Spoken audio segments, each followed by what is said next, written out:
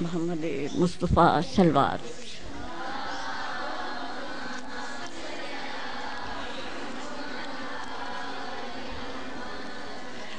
بر علی و اولاد علی سلوات.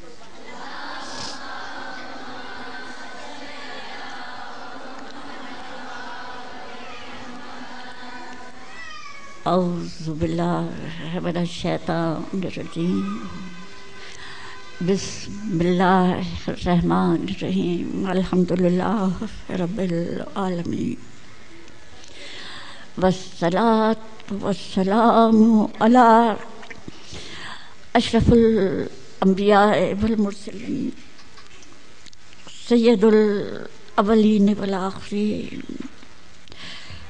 رحمت للعالمین شفیع المذنبین سیدنا و مولانا ابو القاسم محمد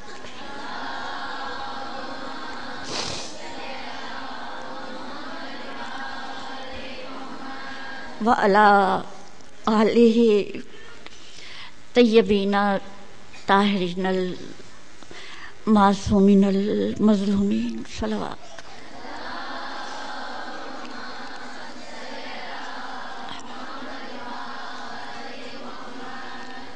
شروع کروں گی کلام پاک کی بڑی مشہور آیت کے ترجمے سے. فرمایا خداوند عالم نے، اے رسول، ہم نے نہیں بھیجا تمہیں عالمین کے لیے رحمت بنا کر. گویا خداوند عالم اپنے بندوں سے اپنے نمائندے کا اس طرح تعارف کرا رہا ہے، ہمارا یہ نمائندہ عالمین کے لیے رحمت ہے. صلوات پر محمد.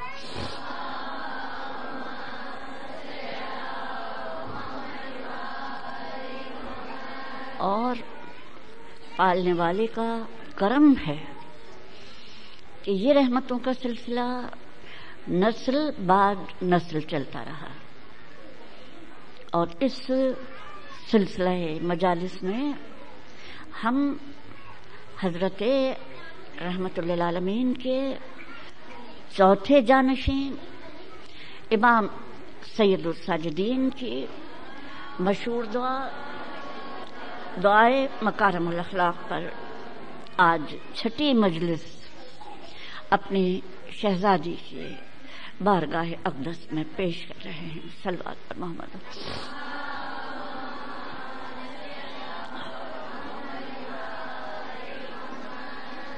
خواتین گرامی، جوں جوں ہمارا ذکر آگے بڑھ رہا ہے، ظاہر ہے یہ خاصا مشکل ہے کہ ہم پھر سے دعا کے ابتدائی الفاظ کو دہرائیں، اس لیے کہ اب دعا خاصی آگے بڑھ چکی ہے. بلکہ میں عرض کرتی چلوں کہ ظاہر ہے ہمارے پاس وقت کم ہے، اور 10 تاریخ تو ماتم کی تاریخ ہوتی ہے، مجلس ہی تاریخ نہیں ہوتی. تو ان 9 مجالس میں جناب سید الساجدین کی اس عظیم اور اس طویل دعا کا تذکرہ کرنا ظاہر ہے ناممکن ہے. اس لیے اب میں کچھ حصے چھوڑ کے اور محض کچھ نکات کو بیان کرتی جاؤں گی، اس لیے کہ بعض جگہ ہم ایسے اٹک جاتے ہیں کہ جس میں کافی تفصیل کی ضرورت ہوتی ہے، تفصیل سے بیان کرنے کی ضرورت ہوتی ہے. تو اور آپ پوری دعا سے استفادہ کر سکیں.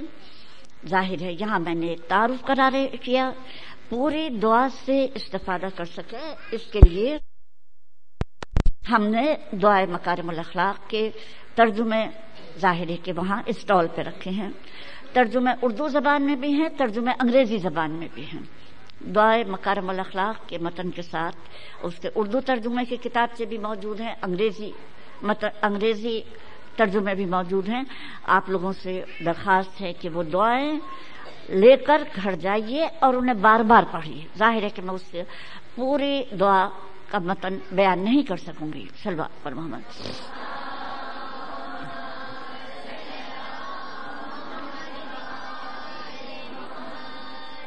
اب امام کی دعا آگے بڑھتی ہے. امام کا جو اسلوب ہے، فرمایا بار الہ رحمت نازل کر محمد و آل محمد پر.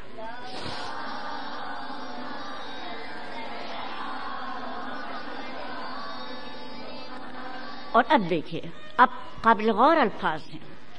اور ایک نقطہ پہلے سے بیان کر دوں کہ امام ان سب لوگوں کے لیے دعا فرما رہے ہیں جن سے آپ کو تکلیفیں پہنچی ہیں. اور پھر یہ دیکھیے کیا دعا فرما رہے ہیں. قابل غور بات ہے کہ دنیا میں مخالفتوں کا، دنیا میں نفرتوں کا کس طرح مقابلہ کرنا چاہیے. اب امام علیہ الصلوۃ والسلام فرماتے ہیں خداوندہ بدل دے، بار الہ بدل دے کینہ پرور دشمنوں کی دشمنی کو محبت سے. یعنی اب یہ دیکھیے کہ اپنے مخالفوں، اپنے دشمنوں کے لیے امام کیا دعا فرما رہے ہیں. اور پھر اپنی زندگیوں پر ہم غور کرتے چلے جائیں، کس کا اتنا بڑا دل ہے، کس کا اتنا حوصلہ ہے کہ اللہ سے اس طرح سے دعا کر سکے. لیکن خواتین گرامی، یہ دعائیں ہمیں عطا ہی اس لیے کی گئی ہیں کہ ہم اس رویے کو اپنانے کی کوشش کریں جو ہمارے امام سید الساجدین علیہ الصلوۃ والسلام کا اپنے مخالفوں کے ساتھ رہا ہے.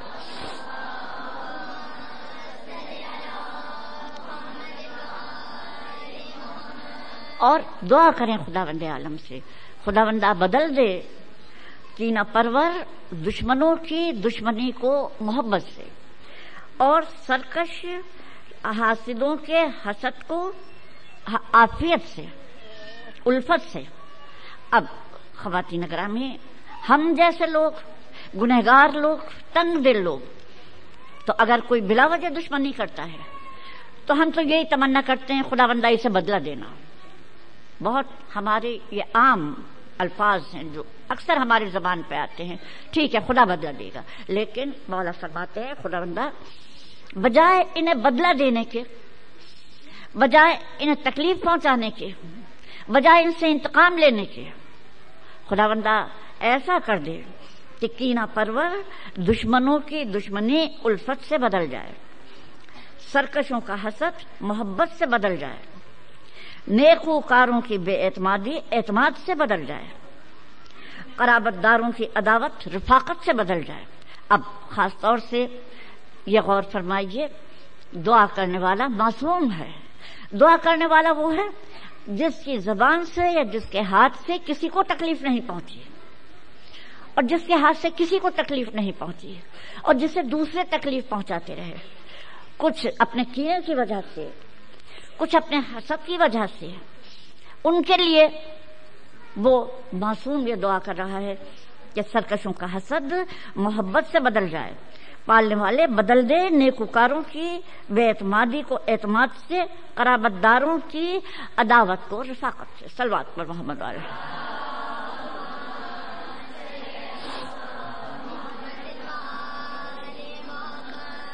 عزیزوں کی قطع رحمی کو صلہ رحمی سے، قرابت داروں کی بے اعتنائی کو نصرت اور تعاون سے، خوشامدیوں کی ظاہری محبت کو سچی محبت سے، ساتھیوں کے ذلت آمیز برتاؤ کو حسن معاشرت سے، اور ظالموں کے خوف کی تلخی کو امن کی شیرینی سے. اب خواتین گرامی، غور کرنے کی بات ہے، ہمارے لیے یہ زیادہ خوشگوار بات ہوگی کہ دشمن مبتلا مصائب ہو اور ہم کہیں دیکھا ہمارے ساتھ زیادتی کی تھی کیسا بدلہ ملا، یا ہمارے لیے یہ بات زیادہ خوشگوار ہے کہ دشمن ایک دن ہمارا دوست بن کے ہمارے پاس آ جائے. ظاہر ہے دوستی میں اور محبت میں جو حسن ہے، دوستی میں اور محبت میں جو خوشی ہے، وہ انتقام میں نہیں ہوا کرتی ہے. ہم کہتے ہیں ہم دوسرے پہ غالب آ جائیں. غالبانہ ایک تو یہ ہوتا ہے کہ ہم اپنا انتقام لیں، اور غالبانہ یہ ہوتا ہے کہ ہم اس سے ایسا سلوک کریں کہ وہ ہم سے محبت کرنے لگے. تو خواتین گرامی، ایسا معاشرہ جہاں نفرتیں نہیں ہوتی، دیکھیے نفرتوں کا وجود کیا آپ کے دشمن کو کتنی بھی تکلیف پہنچے آپ سے بدسلوکی کی وجہ سے، نفرتوں کا وجود بجائے خود ٹینشن کا سبب ہوتا ہے. ذہنی دباؤ کا سبب ہوتا ہے. آپ کا ذہن اسی میں لگا رہتا ہے. اب ہمارا دشمن کیا کر رہا ہے، اور اگر وہ دشمن دوست بن کے آ جائے تو کتنی بڑی فتح ہوگی آپ سے. یہی تو جیسا علامہ اقبال نے کہا، محبت فاتح عالم ہوتی ہے. زیادہ خوشگوار ماحول وہ ہوتا ہے جس میں ہم دوسرے سے محبت کریں، دوسرا ہم سے محبت کرے. تو اس سے بہتر کوئی بات نہیں ہو سکتی کہ جو بھی کینہ پرور دشمن ہے وہ بجائے اس کے کہ اپنے کیے کو بھگتیں، بجائے اس کے کہ خدا ان کے برے کیے کا برا بدلہ دے، اس سے زیادہ بہتر بات ہے کہ برا انسان اچھے انسان میں بدل جائے، انسان کی شخصیت بدل جائے، انسان کا دل بدل جاتا ہوگی. پھر کہا سرکشوں کے حسد کو. اب دیکھیے حسد کسے کہتے ہیں؟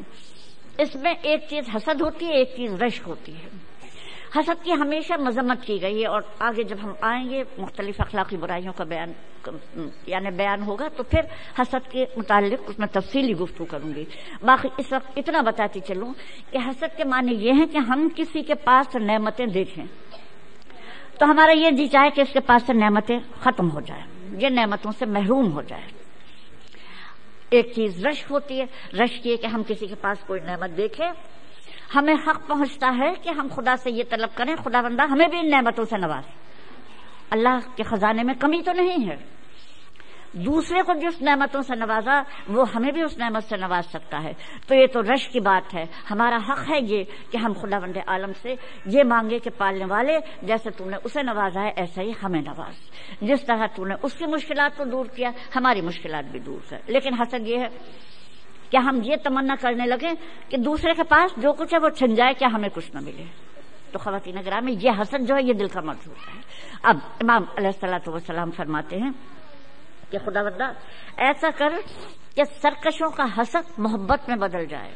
لوگ بجائے تیری نعمتوں پر جو تو نے مجھے دی ہیں حسد کرنے کے، ان نعمتوں کو دیکھ کر خوش ہوں، ان نعمتوں کو دیکھ کر مجھ سے محبت کرنے لگیں. آپ خواتین گرامی اب سوچتے جائیے، اپنے دل پہ ہاتھ رکھ کے ہم محسوس کرتے چلے جائیں کہ ہم حسد کی وجہ سے یہ چاہیں کہ کسی کی نعمتیں کم ہو جائیں، یہ زیادہ اچھی بات ہے، یا ہم یہ چاہیں کہ خدا بندہ تو نے جس طرح انہیں نوازا ہے اسی طرح اپنے نعمتوں کے دروازے ہمارے لیے بھی کھول دے. صلی اللہ علیہ محمد علیہ.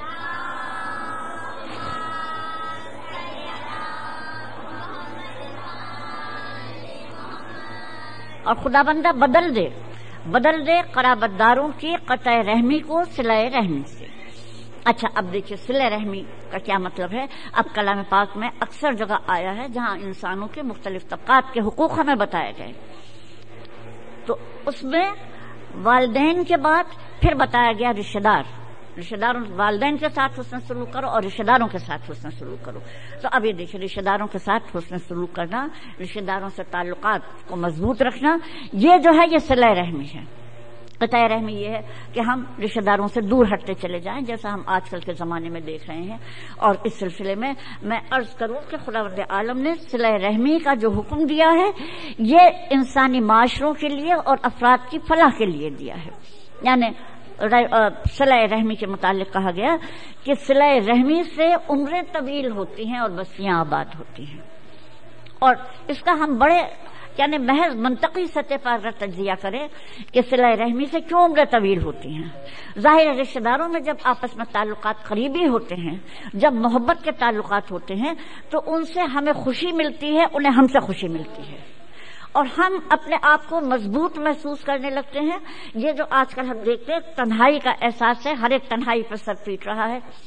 تو یہ تنہائی کا احساس کس وجہ سے؟ اس لیے کہ بہن بھائیوں تک تو ہماری محبتوں کا دائرہ وسیع رہتا ہے، زیادہ سے زیادہ فرض کزنس تک. پھر اس کے بعد ہم بھولنے لگتے ہیں ہماری کس سے کیا رشتہ داری ہے، ہم کس کی اولادوں میں ہیں.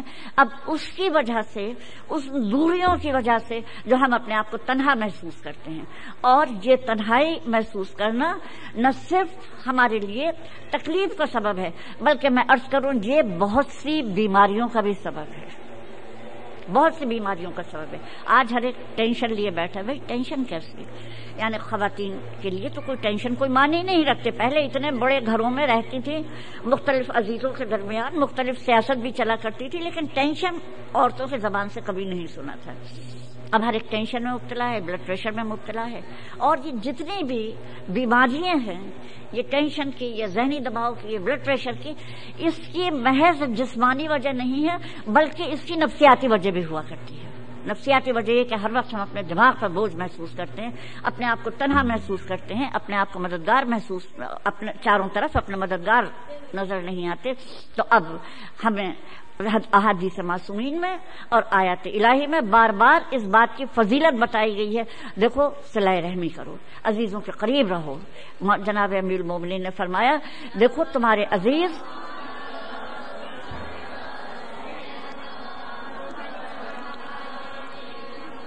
عزیز تمہارے پروں کے مانند جن سے تم پرواز کرتے ہو، یعنی تمہاری قوت ہے، تمہاری بنیادیں ہیں جن کی طرف تم پلٹ سکتے ہو، اور تمہارے دست و بازو ہیں جن کے ذریعے تم اپنے دشمنوں سے مدافعت کر سکتے ہو۔ تو خواتین گرامی، ہمارے عزیز ہماری پہچان ہوتے ہیں، ہمارے دل کی قوت ہوتے ہیں، ہماری تنہائی کا سہارا ہوتے ہیں، اور اسی سے ظاہر ہے جیسے جناب رسالت مآب نے فرمایا عمریں طویل ہوتی ہیں، ظاہر ہے خوشگوار وقت گزرے گا،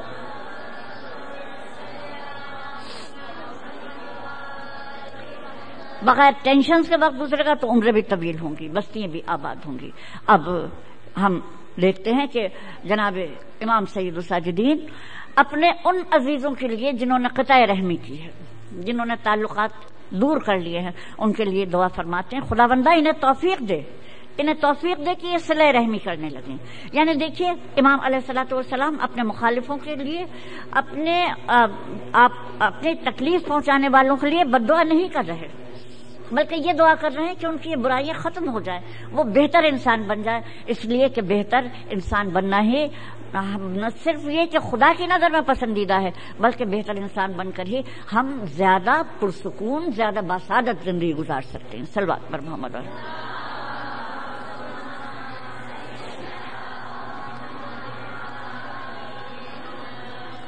اور پھر خواتین گرامی، پھر مولا فرماتے ہیں خوش آمدیوں کی جھوٹی محبت سے۔ خوش آمدیوں کو تو ظاہر ہے ہمارے معاشرے میں تو ہم تجربہ رکھتے ہیں کہ خوش آمدی کیا ہوتے ہیں۔ جس کسی کو کوئی منصب ملا، جس کے پاس کچھ دینے کو ہوا، بس چاروں طرف سے معلومات دوست اور احباب کے حلقے نے گھیر لیا۔ اور دوست اور احباب کیسے؟ جیسے میں عرض کر رہی تھی کہ یا تو ہم قریبی رشتہ داروں کو بھولے رہتے ہیں، زیادہ فرسٹ کزن تک بات جاتی ہے، سیکنڈ کزن پھر وہ ہمارے دائرے سے باہر ہو جاتے ہیں۔ اور اگر کوئی اتفاق سے بڑے منصب پہ بیٹھ جائے، بڑی کرسی پر بیٹھ جائے، تو پھر دور دراز کا رشتہ دار بھی قریبی رشتہ دار بن جاتا ہے، محض جان پہچان والا بھی خاص دوست بن جاتا ہے۔ تو خواتین گرامی، یہ اس قسم کے اظہار سے، جھوٹی محبتوں کے اظہار سے معاشرے میں منافقت پھیلتی ہے، معاشرے میں جھوٹ پھیلتا ہے، اور پھر وہ بیچارہ جو سب کا بڑا اچھا رشتہ دار تھا، سب کا عزیز ترین دوست تھا، پھر اس میں کوئی وقت پڑتا ہے تو وہ تنہا رہ جاتا ہے۔ تو مولا نے فرمایا کہ خداوندہ یہ توفیق دے ان جھوٹی خوشامد کرنے والوں، اس منافقت کرنے والوں سے، کہ یہ سچائی سے محبت کرنا سیکھیں، سچائی سے دور رہنا سیکھیں، سچی محبت میں اسے تبدیل کر دے، تو پھر یہ ایک اچھے معاشرے کی تشکیل کا یہ اہم نقطہ ہے کہ جہاں اپنی اغراض کی وجہ سے ظاہری محبت کا مظاہرہ نہ ہو، بلکہ لوگوں کے درمیان رشتے سچائی پر مبنی ہوں۔ صلوات پر محمد۔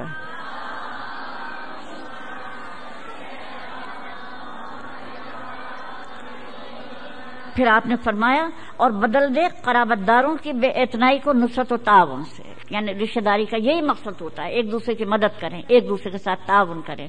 تو مولا فرما رہے ہیں کہ یا اللہ جو دور رہتے ہیں، جو بے اعتنائی برتتے ہیں ہم سے، انہیں یہ توفیق عطا کر کہ وہ یہ جانیں کہ ایک دوسرے کی نصرت کرنے میں، ایک دوسرے سے تعاون کرنے میں کیا خوشی انسان کو ملتی ہے۔ پھر مولا نے فرمایا ساتھیوں کے اہانت آمیز برتاؤ کو حسن معاشرت سے، ظالموں کے خوف کی تلخی کو امن کی شیرینی سے، یعنی جو کوئی ہماری توہین کرے۔ خواتین گرامی، یہ بڑا مشکل ہوتا ہے انسان کو، جو کہا ہے نا سب سے زیادہ کاری زبان کا زخم ہوتا ہے، کہ کوئی توہین کرے اسے معاف کرنا، اسے بھولنا بہت مشکل ہوتا ہے۔ لیکن مولا کہتے ہیں کاش ایسا ہو کہ جو توہین کرنے والے لوگ ہیں، جو یہ سمجھتے ہیں کہ دوسروں کی توہین کر کے انہیں کوئی عزت مل جائے گی، انہیں یہ معلوم ہو جائے کہ حسن معاشرت کسے کہتے ہیں، انہیں یہ معلوم ہو جائے کہ دوسروں کی توہین کر کے عزت نہیں ملتی، بلکہ دوسروں کا احترام کر کے خداوند عالم عزت دیتا ہے۔ ہم دوسرے کا احترام کریں گے، خداوند عالم ہمیں عزت عطا کرے گا۔ تو اب یہ جناب امام سید الساجدین کی اس دعا کے اس حصے میں خاص بات یہ قابل غور ہے کہ جتنے انسان بھی لوگوں کو تکلیف دینے والے ہیں، اہانت کرنے والے ہیں، حسد کرنے والے ہیں، مولا یہ نہیں فرماتے کہ خداوند ان سے انتقام لینا، بلکہ مولا یہ دعا فرماتے ہیں خدا کرے یہ بدل جائے، خدا کرے یہ بدل جائے۔ جیسا کسی نے کہا نا، تیری دعا ہے کہ پوری ہو آرزو تیری، میری دعا ہے تیری آرزو بدل جائے، کہ خداوندہ ایسا کر کہ ان کے دلوں کو بدل دے، یہ اچھے انسان کی طرح، حسن معاشرت کی طرح معاشروں میں زندہ رہنا سیکھیں۔ اب خواتین گرامی، اب یہ باتیں قابل غور ہیں کہ ہمارے لیے یہ زیادہ بہتر ہے کہ کھچاؤ چلتا رہے، دشمنیاں چلتی رہیں، حسد چلتا رہے، ہمارے حاسدوں کو، ہمارے دشمنوں کو سزا ملتی رہے اس کی، لیکن چلتا رہے، یا یہ زیادہ بہتر ہے کہ یہ نفرتیں محبتوں میں تبدیل ہو جائیں، یہ نفرتیں دوستیوں میں تبدیل ہو جائیں، یہ دوسروں کی اہانت کے جذبات یہ عزت الاحترام میں تبدیل ہو جائے۔ یقیناً سب سے بہتر معاشرہ وہ ہوتا ہے دین اسلام نے ہمیں بتایا جس میں آپس میں محبت ہوتی ہے، باہمی احترام ہوتا ہے۔ اور پھر اب ظاہر ہے کہ میں جب اس منزل پر پہنچی ہوں ذکر کی، تو میں یہ بھی ضروری سمجھتی ہوں کہ جو دعا کرنے والا ہے، جو دعا کرنے والا ہے، کچھ اس کے متعلق بھی بتاتی چلوں کہ اس دعا کرنے والے نے کس طرح ان تمام باتوں کے متعلق اپنا ایک عملی نمونہ پیش کیا دنیا کے سامنے۔ اور دیکھیے الفاظ میں اثر کہاں سے آتا ہے، خاص بات ہے الفاظ میں اثر کہاں سے آتا ہے۔ ہم دیکھتے ہیں کہ لوگ بڑی آج کل تو لمبی لمبی تقریریں کر رہے ہیں اور کسی کے دل پہ کوئی اثر نہیں ہوتا، اور ہم یہ دیکھتے ہیں کہ ہمارے بزرگان دین ایک بات کہتے تھے اور لوگوں کے دل کی دنیا بدل جاتی تھی۔ کس وجہ سے؟ اس وجہ سے کہ جو عمل کرنے والے ان کی بات میں اثر ہوتا ہے۔ اثر الفاظ میں نہیں ہوتا بلکہ اس سچائی میں ہوتا ہے جو ادھر الفاظ کے پیچھے ہوتی ہے، اس کردار کی سچائی میں ہوتا ہے۔ تو اب جناب سید الساجدین کی زندگی کے واقعہ بتاتی ہوں کہ ایک مرتبہ ایسا ہوا کہ ایک شخص آیا اور آپ کو بہت برا بھلا کہا، بہت برا بھلا کہا۔ اب ظاہر ہے امام کے قریب ان کے جانثار ہمیشہ رہا کرتے تھے، جو ایسی شخصیت ہو اس کے چاہنے والے بھی جان نثار کرنے والے ہوا کرتے ہیں۔ لوگوں کو بہت پیش آیا آپ کے مصاحبین کو، اور آپ نے کہا مولا ہم اس سے انتقام لیں گے، آپ نے سب کو منع کر دیا، نہیں بالکل کچھ نہ کہنا، اس سے کہنے دو جو کہنا چاہتا ہے۔ اور جب وہ بحث نکال چکا اور واپس چلا گیا، آپ نے اپنے دوستوں کو ساتھ لیا، آپ نے جتنے بھی لوگ جو تھے وہ غصے سے تلملا رہے تھے کہ ہمارے امام کو، ایسی پاک و پاکیزہ شخصیت کو یہ شخص یہ الفاظ کہہ گیا، وہ ان کو ساتھ لیا، آپ نے کہا تم میرے ساتھ چلو۔ اور اب دیکھیے امام کا کیا رویہ تھا، امام پہنچے وہاں، وہ یہ سمجھا کہ اچھا اب اپنے ساتھیوں کو لے کر مجھ سے انتقام لینے آ رہے ہیں، اور امام نے فرمایا اے شخص اگر میں ایسا ہوں جیسے تو نے کہا، اگر میں ایسا ہوں جیسے تو نے کہا تو اللہ مجھے معاف کرے، اور اگر میں ایسا نہیں ہوں جو تو نے کہا تو اللہ تجھے معاف کرے۔ خواتین گرامی کیا الفاظ ہیں، کیا الفاظ ہیں۔ میں کہتی ہوں انسان کو بدل دینے والے نہیں بلکہ معاشروں کو بدل دینے والے الفاظ ہیں یہ تو، کہ آپ فرما رہے اگر جو تو نے کہا وہ ٹھیک تھا تو خدا مجھے معاف کرے، اور اگر جو تو نے کہا میرے متعلق وہ غلط تھا تو خدا تجھے معاف کرے۔ اور یہ سنتے ہی اس کی کیفیت یہ ہوئی کہ وہ پیروں سے گر پڑا اور بے اختیار کہنے لگا خدا ہی بہتر جانتا ہے اپنی نبوت کو کہاں قرار دے۔ اب دیکھیے یہ الفاظ ہم اکثر دشمنوں کی زبانیں سنتے ہیں کہ اللہ ہی بہتر جانتا ہے اپنی نبوت کو کہاں قرار دے، یعنی اس کا مقصد کیا ہے کہ کہنے والا یہ کہہ رہا ہے کہ بلا شبہ یہی ذات نبی کی جانشین ہے، یہ اخلاق انبیاء پر عمل کرنے والی ہے، خداوند عالم اس کے مرتبوں کو بہتر جانتا ہے۔ اور یہ ایک واقعہ نہیں ہے، ایک واقعہ نہیں ہے بلکہ حج کے موقع پر اکثر ایسے واقعات ہوتے تھے، اور محض ہمارے امام سید الساجدین کے ساتھ ہی نہیں بلکہ بعد میں بھی ایسے واقعات ہوتے رہے۔ ظاہر ہے کہ جو لوگ شام سے آتے تھے وہ پلتے تھے تبرے کے سائے میں، کہ جہاں نعوذ باللہ خاکم بدہن یہ ثابت کرنے کی کوشش کی جاتی تھی کہ علی اور اولاد علی دین سے باہر ہو گئے۔ اب وہ جس وقت آتے تھے مکہ معظمہ یا مدینہ منورہ ہمارے امام ہمیشہ حج کے موقع پر پہنچا کرتے تھے، اور ظاہر ہے کوئی نہ کوئی بتا ہی دیتا تھا کہ یہ کون ہے، اور انہیں یہ معلوم ہوتا تھا کہ اچھا تو یہ وہ ہیں جن پر ہمارے امیر نعوذ باللہ تبرہ کہلواتے ہیں، تو ظاہر ہے جا کے آپ کی شان میں گستاخیاں کیا کرتے تھے۔ یہ کئی اماموں کے ساتھ واقعہ بیان کیا جاتا ہے۔ اور پھر ہمارے امام یہ فرماتے تھے کہ اے شخص، شاید تو اس شہر میں اجنبی ہے، شاید تو اس شہر میں اجنبی ہے، مسئلہ کیا ہے تیرے ساتھ؟ تیرے پاس اگر ٹھہرنے کو جگہ نہیں تو میرے غریب خانے پہ ٹھہر، تیرے پاس زاد سفر نہیں تو میں تجھے زاد سفر مہیا کروں گا، تیرے کھانے پینے کا انتظام نہیں تو میں تیرے کھانے پینے کا انتظام کروں گا۔ اور آنے والے حیرت سے دیکھ کر اس کے علاوہ کچھ نہیں کہہ سکتے تھے کہ خدا ہی جانتا ہے اپنے نبوت کو کہاں قرار دے۔ صلوات پر محمد۔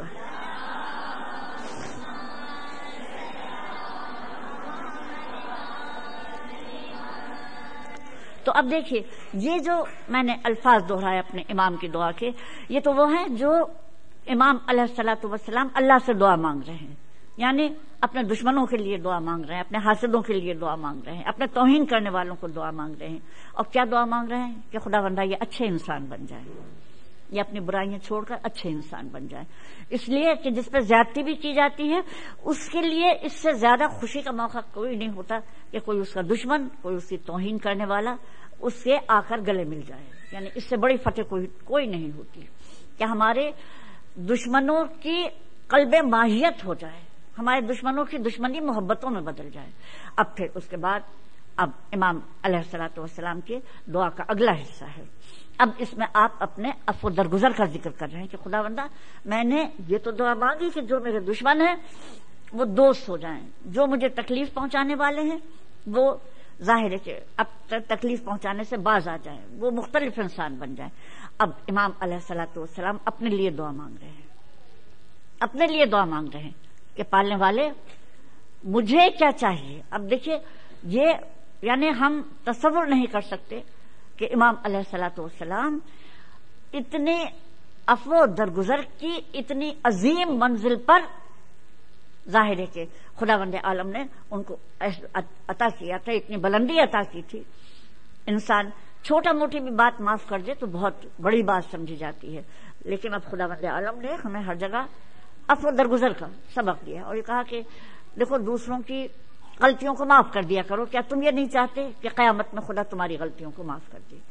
یعنی یہ ایک راستہ بتایا ہمیں، مغفرت کا راستہ بتایا کہ دیکھو مغفرت کا راستہ ایک یہ بھی ہے تم لوگوں کی غلطیوں کو معاف کرو گے، لوگ تمہاری غلطیوں کو معاف کریں گے۔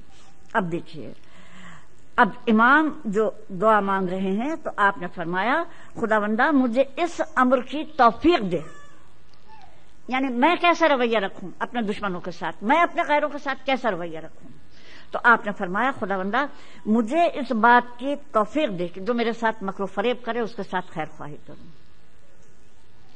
ظاہر ہے جو میرے ساتھ مکر و فریب کرے اس کے ساتھ خیر خواہی کروں۔ دیکھیے ہمارے امام نے ہمارے لیے کیسی ہدایات چھوڑی ہیں، جو میرے ساتھ مکر و فریب کرے اس کے ساتھ خیر خواہی کروں، جو مجھے چھوڑ دے اس کے ساتھ حسن عطا و بخشش کروں۔ پھر آپ نے فرمایا اور جو میرے ساتھ قطع رحمی کرے اس کے ساتھ میں صلہ رحمی کروں، یعنی تکلیفوں کا بدل نیکیوں سے دینا، نفرتوں کا بدل محبتوں سے دینا، کہ جو میرے ساتھ قطع رحمی کرے اس کے ساتھ صلہ رحمی کروں، جو پس پشت میری برائی کرے۔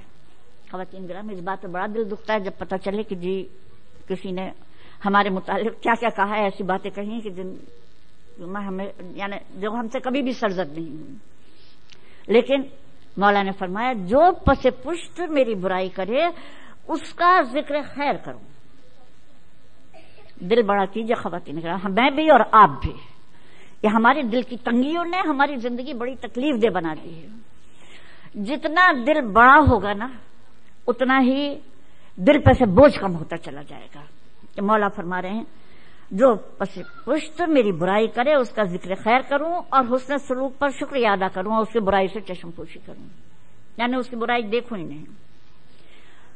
خواتین کرام یہ جس اخلاق کی ہمیں تعلیم دی جا رہی ہے، اگر ہم غور سے اس پر توجہ کریں اور غور سے اپنے امام کے فرمودات کی مصلحت کو سوچیں اور ہم اس پہ ان کی اطاعت کرنے کی کوشش کریں کوشش کریں تو انشاءاللہ اسلامی معاشرے واقعی اسلامی معاشرے کہنے کے مستحق ہو جائیں گے. یہ نہیں کہ ہمارے ہاں تو یہ ہے جیسے زمانے جہالت میں ہوا کرتا تھا، اس نے میری پارٹی کے ایک آدمی کو مار دیا تو اب میں اسی پارٹی کے ایک آدمی کو ماروں گی، اور یوں پارٹی در پارٹی آدمی مرتے رہتے ہیں، یہاں تک کہ ایک بے قصور کے بدلے میں دوسرا بے قصور، پھر اس کے بدلے میں دوسرا بے قصور، بے قصوروں کے جنازے اٹھتے چلے جاتے ہیں. کیا ہے یہ تو عرب یعنی جاہل عربوں کا معاشرہ ہے کہ میرا خاندان کا مارا گیا، اب میں اس کے خاندان کو ماروں گا، قاتل سے بدلہ چاہے ہونا ہو لیکن اس کے خاندان کو ماروں گا. بھائی اس نے کیا کیا ہے؟ ایک بے گناہ کے بدلے میں دوسرے بے گناہ کو کیوں اذیت پہنچاتی ہوں؟ تو خواتین گرامی، ہم یہ دیکھیں گے کہ یہ جو ہمارے معاشرے میں آگ لگی ہوئی ہے کہ ہر شخص اپنے آپ کو غیر محسوس کرتا ہے، اس کی وجہ کیا ہے؟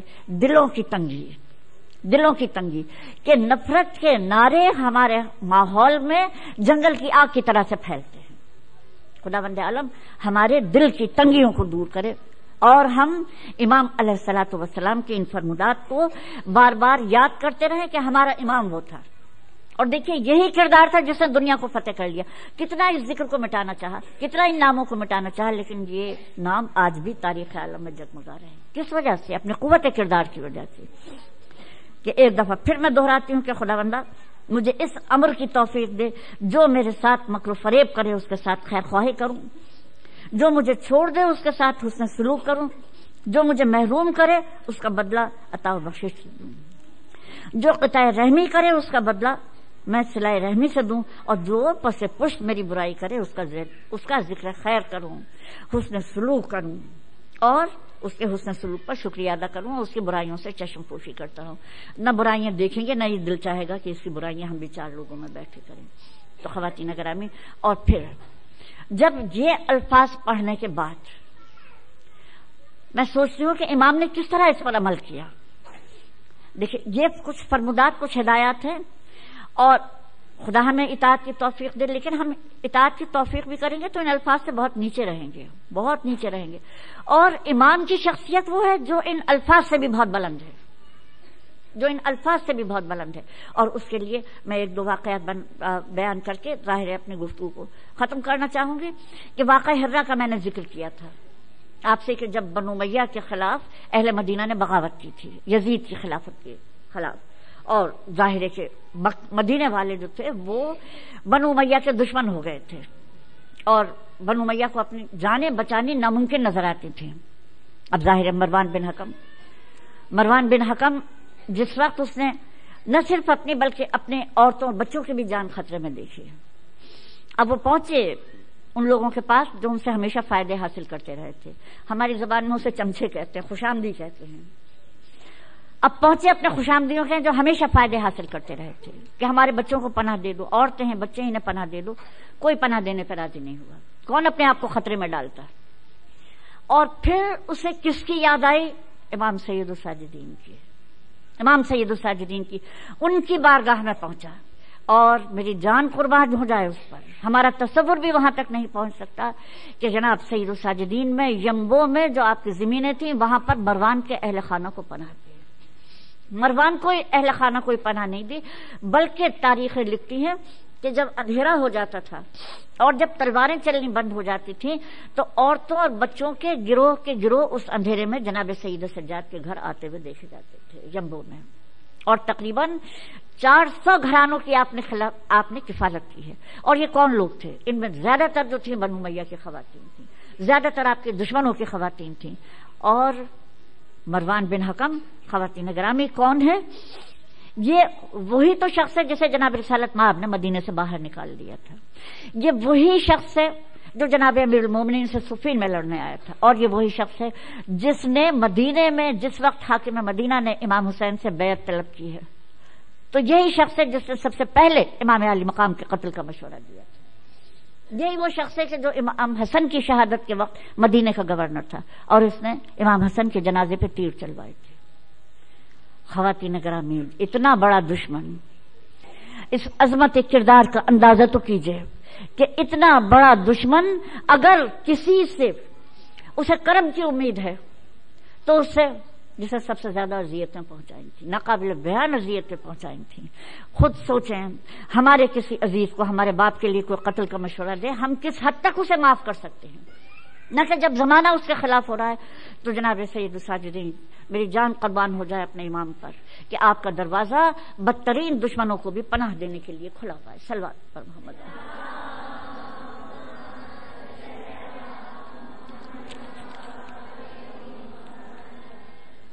اور پھر ظاہر بنو امیہ کی حکومت کا زمانہ آپ کا. اب ایک اور واقعہ جو بڑا عجیب و غریب ہے، ہشام بن اسماعیل. ہشام بن اسماعیل مدینہ کا گورنر تھا، اور خواتین گرامی حکومتوں کا یہ دستور تھا کہ خاص طور سے مدینے میں ایک سے ایک ظالم گورنر مقرر کرتے تھے، اس لیے کہ وہاں رسول کے گھرانے والے تھے. اور یہ ظالم گورنر ظاہر ہے کہ عوام الناس کے ساتھ تو زیادتی اور ظلم کیا ہی کرتے تھے، لیکن ان کی ظلم اور زیادتی کا سب سے بڑا نشانہ، سب سے بڑا ٹارگٹ ظاہر ہے اہل بیت نبوت ہوا کرتے تھے. سب سے زیادہ جنہیں تکلیف پہنچائی جاتی تھی وہ اہل بیت نبوت اور ان کے اصحاب تھے. بلکہ مقرر ہی ایسے لوگوں کو کیا جاتا تھا کہ جو اہل بیت نبوت سے نفرت کرنے والے ہوں، انہیں تکلیف پہنچانے والے ہوں، ان پر ظلم کرنے والے ہوں. اچھا، پھر یہ ہوا عبد الملک بن مروان نے اسے گورنر مقرر کیا. پھر ولید بن عبد الملک کا زمانہ آ گیا. کہیں کسی ذاتی پرخاش پر تاریخیں یہ بیان کرتی ہیں کہ اس نے ولید بن عبد الملک کی ولی عہدی کے خلاف عبد الملک کو مشورہ دیا تھا، اور ظالموں اور شہنشاہوں کے دلوں سے کینے نہیں نکلا کرتے. اب ظاہر ہے کہ ولید بن عبد الملک اس کا دشمن ہو گیا اور اس نے اسے گورنری سے معزول کر دیا. نہ صرف گورنری سے معزول کر دیا بلکہ پھر اہل مدینہ کو یہ اجازت دی کہ یہ ایک چوراہے پہ کھڑا ہو جائے گا اور جو چاہے اس سے بدلہ لے. اب کیفیت یہ ہو گئی کہ جو ایک زمانے میں گورنر تھا، اب کوئی اس سے پتھر مارتا ہے، کوئی اسے گالی دیتا ہے، کوئی اسے تھپڑ مارتا ہے. اور اب ہر ایک کی یہ تمنا ہے کہ ہمارے ساتھ جو مظالم ہوئے تھے، ہمارے ساتھ جو زیادتی ہوئے تھے، اب موقع آیا ہے اس سے بدلہ لینے کا. اور خواتین گرامی ایک چوراہے پر کھڑے ہو کر اسے ہر طرح سے توہین اور تذلیل کا نشانہ بنایا جا رہا تھا، زد و کوب کیا جا رہا تھا، اس پر تشدد کیا جا رہا تھا. اب اس نے دیکھا کہ دور سے جناب امام سید الساجدین آ رہے ہیں. اب ہاں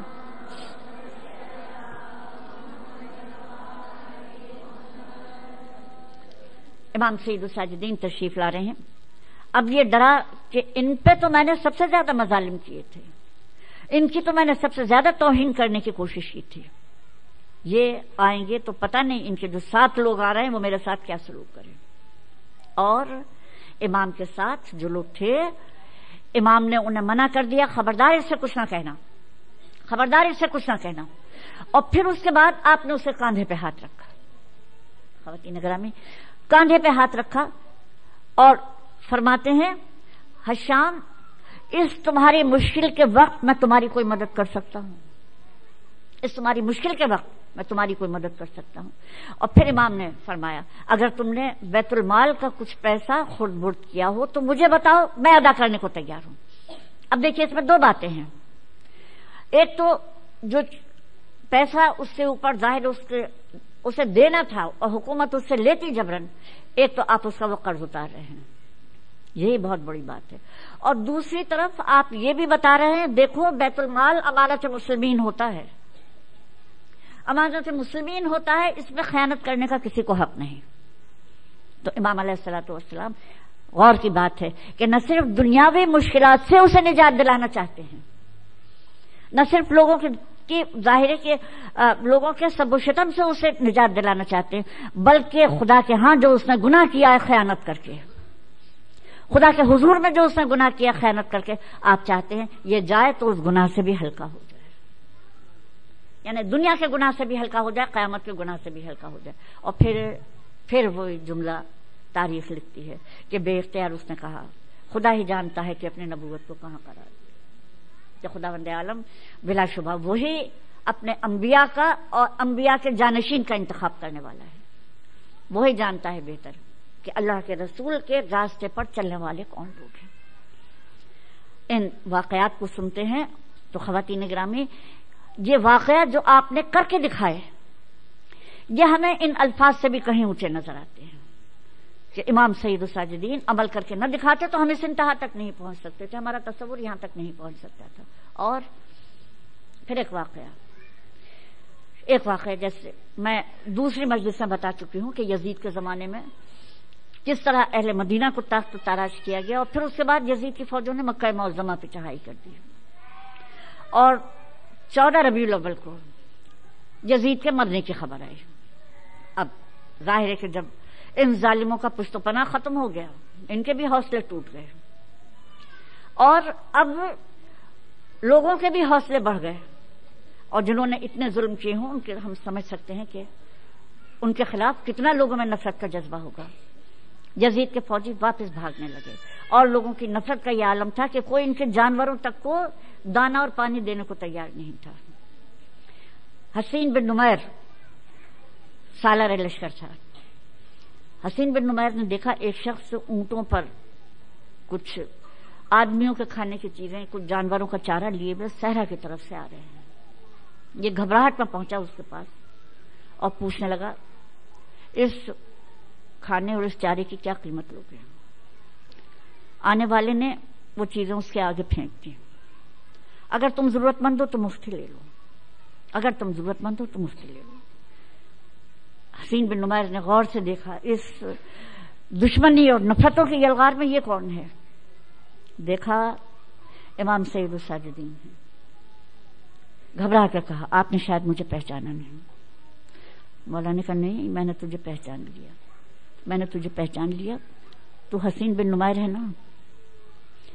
حسین بن نمیر نے کہا یزید مر گیا ہے، آپ ہاتھ بڑھائیے، میں آپ کے ہاتھ پہ بیعت کرتا ہوں۔ آپ نے کوئی جواب نہیں دیا، سیدھے چلے گئے۔ پھر وہی الفاظ گونجتے ہیں، خدا ہی بہتر جانتا اپنے نبوت کو کہاں قرار دے۔ اور خواتین گرامی، یہ حسین بن نمیر کون ہے؟ یہ حسین بن نمیر وہ ہے کہ جس نے دریا پر پہرا قائم کیا تھا واقعہ کربلا میں۔ یہ وہ بدبخت انسان ہے کہ جو نہ صرف فوج یزید میں شامل تھا، بلکہ جب امام علی مقام تنہا رہ گئے تو ایک موقع ایسا آیا کہ آپ جنگ کرتے ہوئے فرات کے کنارے پہنچ گئے اور آپ نے چلو میں پانی لیا۔ جس کے بچے پیاسے ہوں وہ کیا پانی پیتا؟ جو حضرت عباس پیاسے نکل آئے تو حسین کیا پانی پیتا؟ لیکن اسے بدبخت کو یہ خیال ہوا کہ شاید یہ پانی پی لیں، اور اگر انہوں نے پانی پی لیا تو یہ جنگ پتہ نہیں کتنا کھٹ جائے۔ اس نے ایک تیر مارا جو آپ کے دہنے مبارک پر مارا، اور آپ کے دہنے مبارک سے اس طرح خون ابلا کہ وہ چلو بجائے پانی کے خون سے بھر گیا، آپ نے پھینک دی۔ اور خواتین گرامی، میرا حوصلہ نہیں بتانے کا، یہ وہ شخص ہے جس نے حضرت علی اکبر کو شہید کیا تھا۔ اور جب یہ واقعہ پڑھتے میں سوچتی مولا آپ کو کیا کیا یاد آیا ہوگا، آپ کو وہ وقت یاد آیا ہوگا کہ جس وقت امام اپنے فرزند سے کہہ رہے تھے تقدم ولدی، بیٹا چلو، پہلے شہید حضرت علی اکبر ہے۔ آپ کو وہ یاد آیا ہوگا کہ جس وقت جناب امام علی مقام سے حضرت علی اکبر رخصت ہو رہے تھے، آپ نے یہ سنا ہوگا، امام بیماری کی وجہ سے بے ہوش تھے، لیکن سننا ہوگا آپ نے، کس کس نے دہرایا ہوگا، آپ نے ام لیلہ سے سنا ہوگا، آپ نے بی بی زینب سے سنا ہوگا کہ جس وقت حسین جا رہے تھے رخصت کرنے اپنے بیٹے کو، تو آسمان کی طرف دیکھا، آسمان کی طرف دیکھا اور کہا خداوندا خداوندا، اب تیری طرف میرا وہ فرزند جا رہا ہے جو گفتار میں، کردار میں، صورت میں، سیرت میں تیرے رسول کا مشابہ تھا۔ خداوندا، جب ہم تیرے رسول کو یاد کرتے تھے تو ہم چہرہ علی اکبر کو دیکھ لیا کرتے تھے، اور پھر وہ شبیہ پیغمبر، وہ حسین کا یوسف، وہ میدان جنگ کی طرف جا رہا ہے، میدان جنگ کی طرف، اور پھر امام اپنے دل پہ ہاتھ رکھ کے کھڑے ہیں خیمے کے کنارے، واپس آ رہے ہیں، علی اکبر واپس آ رہے ہیں۔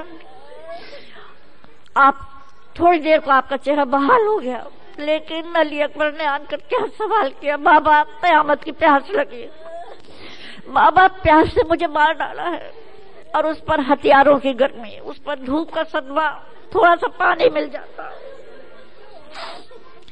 وہ باپ جس نے کبھی کس کا سوال رد نہیں کیا تھا، وہ اپنے فرزند کا پیاس کا سوال بہت بڑی چیز نہیں ہے، پانی ہر ایک کے لیے پیدا کیا گیا. اور پھر آپ نے گھبرا کے کہا علی اکبر ہمارے منہ میں زبان لے لو. علی اکبر نے بابا کے منہ میں زبان لی اور ایک دم باہر نکال لی. کہا کیا ہوا علی اکبر؟ کہا بابا آپ کا دہن تو میرے دہن سے زیادہ خشک ہو رہا ہے. اور پھر حسین کا فرزند پیاسا ہی روانہ ہو گیا. اور پھر سید سجاد کو وہ وقت تو یاد آیا ہوگا کہ جب امام رخصت کے لیے آئے تھے، آپ نے گھبرا کے آنکھیں کھولی. بابا آپ جنگ کرنے کیوں جا رہے ہیں؟ ہمارے چچا لیے آپ چچا عباس کہاں ہے؟ بابا نے کہا جا چکے. علی عبد الحسین جا چکے. ان کا ہمارے بھائی علی اکبر کہاں ہے؟ کہ علی اکبر کے ہوتے ہوئے بابا کیوں جانے لگے؟ اور بابا نے کہا تھا علی عبد الحسین یہ میرے دیکھ رہے ہو میرے کرسی پہ جو خون ہے تمہارے بھائی علی اکبر.